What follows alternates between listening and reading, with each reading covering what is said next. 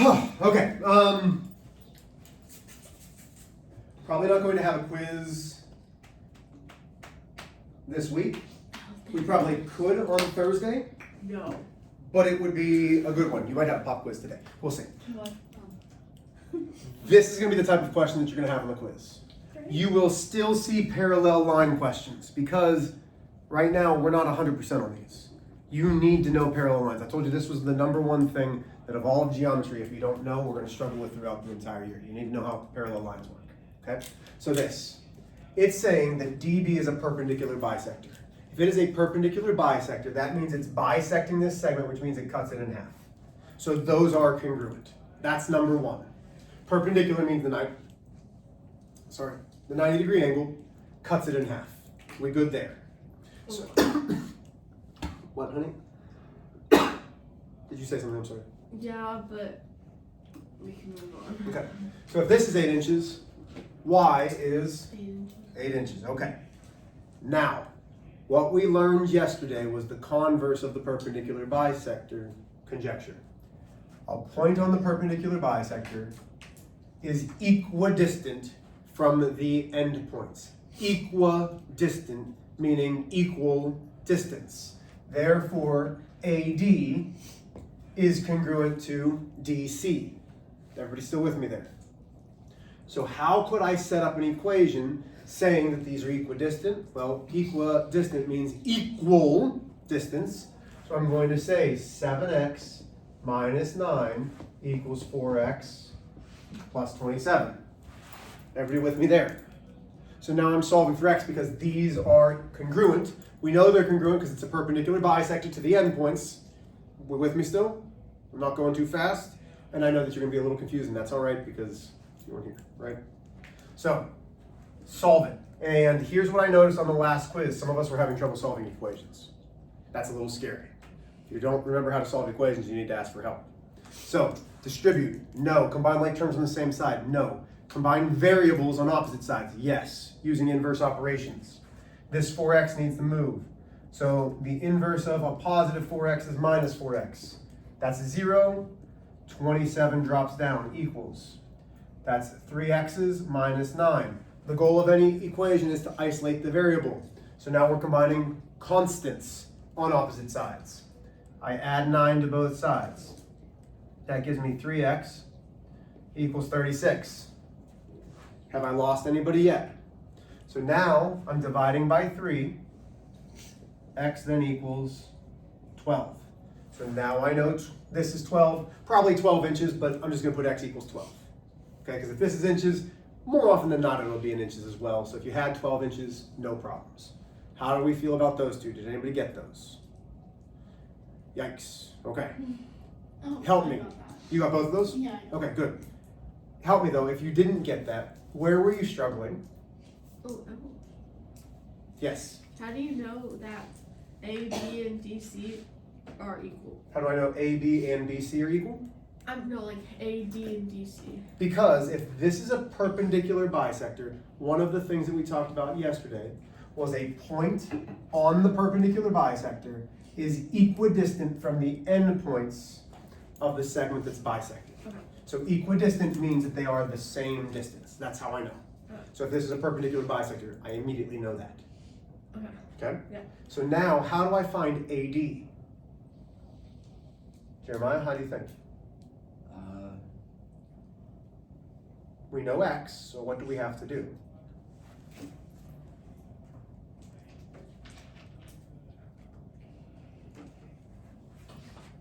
What's that S word when we take the place of?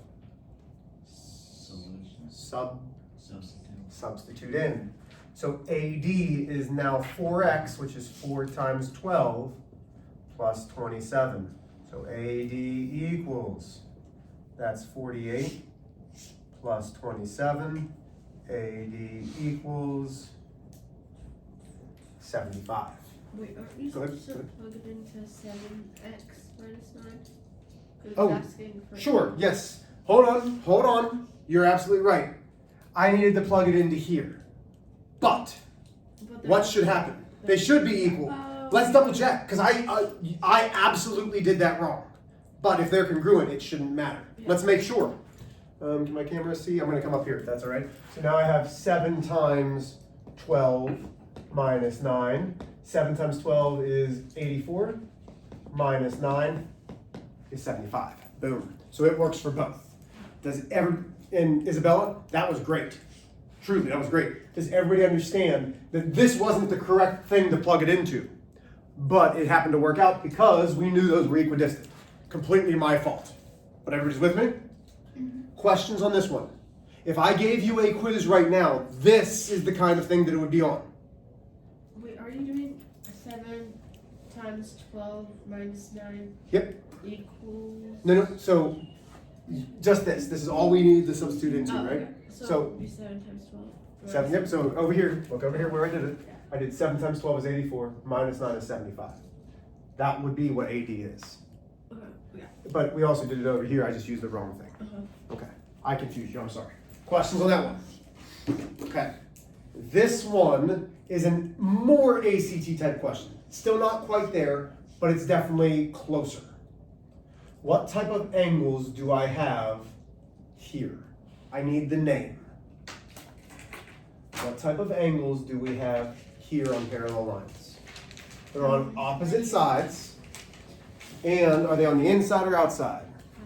Alternate exterior. Alternate exterior angles. What do we know about alternate exterior angles when the lines are parallel? They are equal, they're congruent.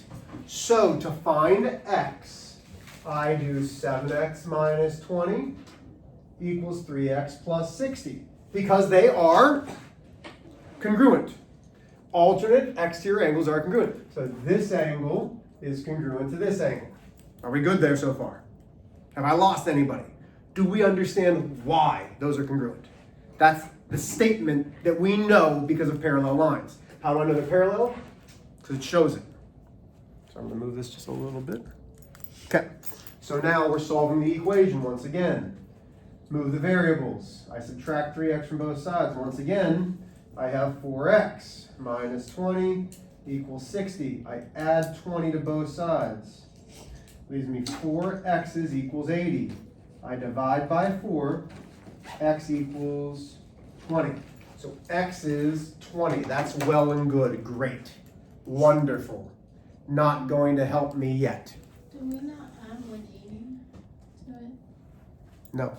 These are congruent. So they're equal. Oh. Okay, alternate exterior angles are congruent. Corresponding angles are congruent. Alternate interior angles are congruent. But now, wait a minute. We want the measure of angle A, B, C. How can we find this angle? Subtract it from 180. Well, Wait, no, never mind. but not yet. What do we need to do first? Um, First, we need to find we use that angle first. that. Okay, no, that's right. Do you understand why we need to find this angle? Because these are the only two that we know. So we need to find this one because these form a, what kind of pair? Linear. Linear pair, very good. So now,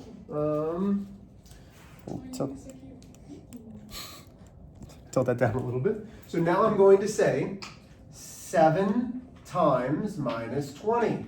7 times 20 minus 20. That gives me 140 minus 20. So this right here is 120 degrees. So now what do I do to find this one? And now you can say it, Maris. You subtract 180 minus 120. And that gives me 60 degrees. That gives me 60 degrees. Questions there?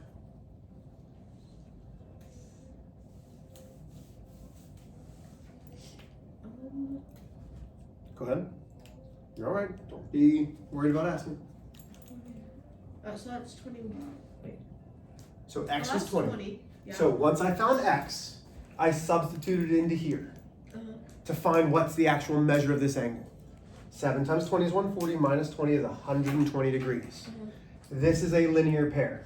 Straight lines add up to? 180. So I could take 180 minus this portion that we knew Yeah. to get the missing part, which was 60. Okay. Does that make sense? Uh-huh. Cool. May I erase this part at least? Yeah. We good?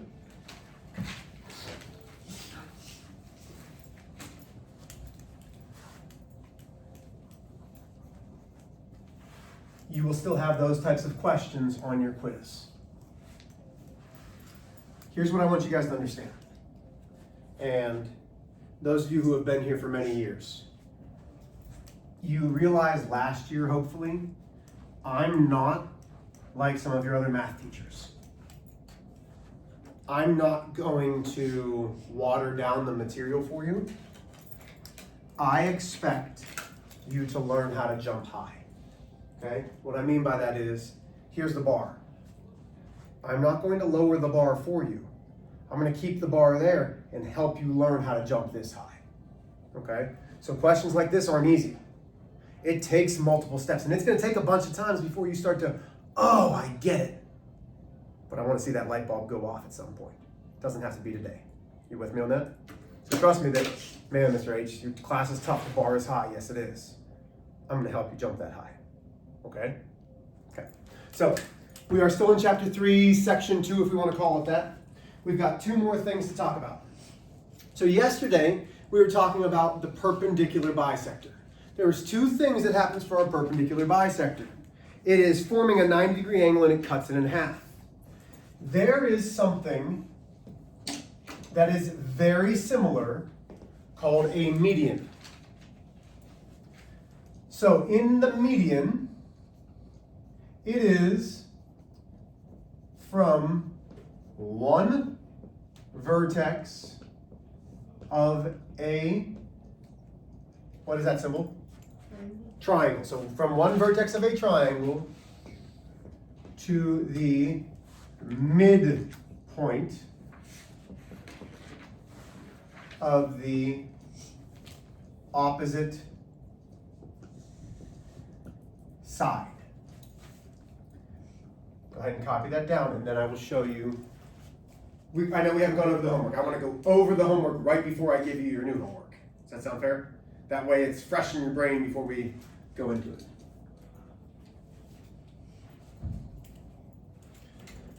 My back hurts. I hurt myself yesterday. So from one vertex of a triangle to the midpoint of the opposite side is the median.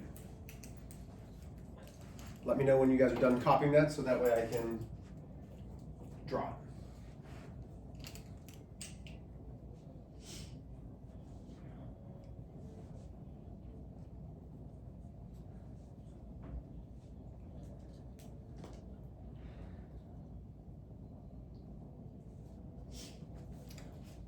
Here we go. So,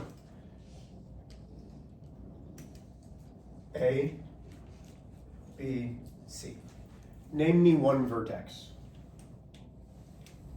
Name me a vertex of this triangle. AB. Well, that's a side. A vertex is just one of the points. A is a vertex.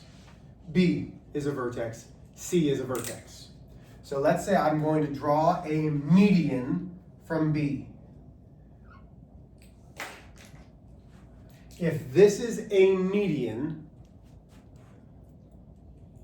that's the midsegment. Now here's what you need to understand. Medians aren't necessarily perpendicular bisectors. They are just bisectors. Sometimes they are perpendicular bisectors, but a median is just a bisector. So BM, segment BM, is a median because AM is congruent to CM. If these are congruent, it's cutting it in half. That is a median. Everybody still with me? A median is only found in a triangle.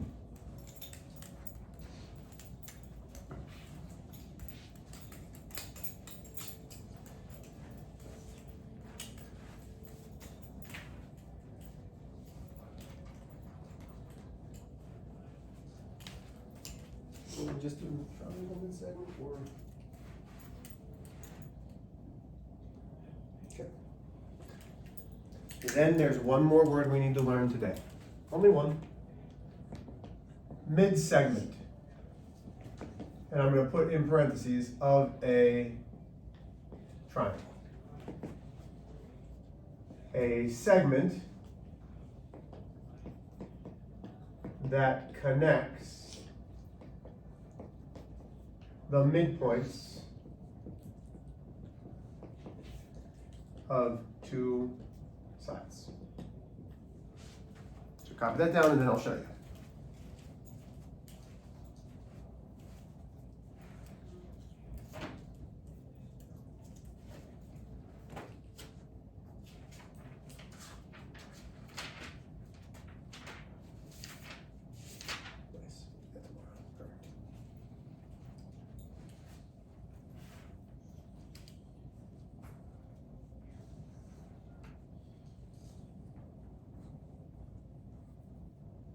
You still have the worksheet from this year? Oh, okay.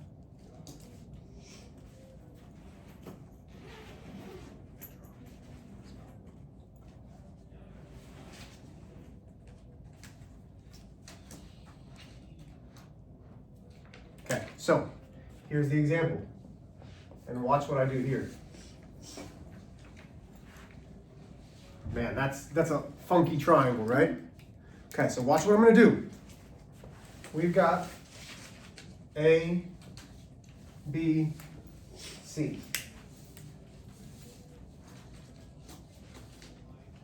We've got M. We've got P. AM is congruent to BM. That makes M a midpoint of segment AB. Do we understand that? A midpoint is the point that cuts something in the middle, right? Then I've got segment BP is congruent to segment CP because P is a midpoint.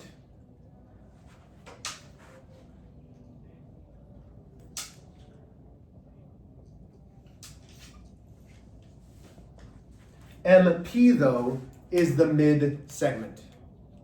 This, where it connects the midpoints of two sides, is called a mid segment. That's all. So when you have something that's cutting a side in half and another side that's cut in half, where we connect those midpoints is called the mid segment. Have I lost anybody? Yes, no. This is it for today. Have your homework out. Let's go over that.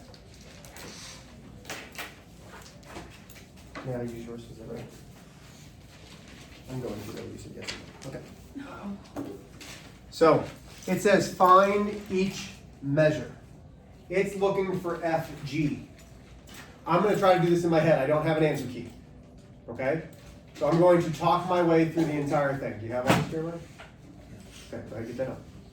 So we're going over, in case you need to go back and watch the video, these four right here. So in number 1, we're looking for FG. In number 2, we're looking for TU. In number 3, we're looking for AB. And in 4, we're looking for AB as well. Okay. Jeremiah, you ready? You have it out? Yeah.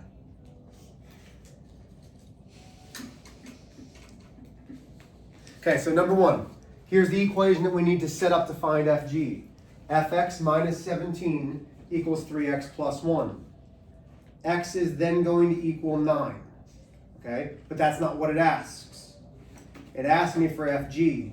So I go 9 times 5 is 45. 45 minus 17 should be 28. How do we feel about number 1, FG being 28?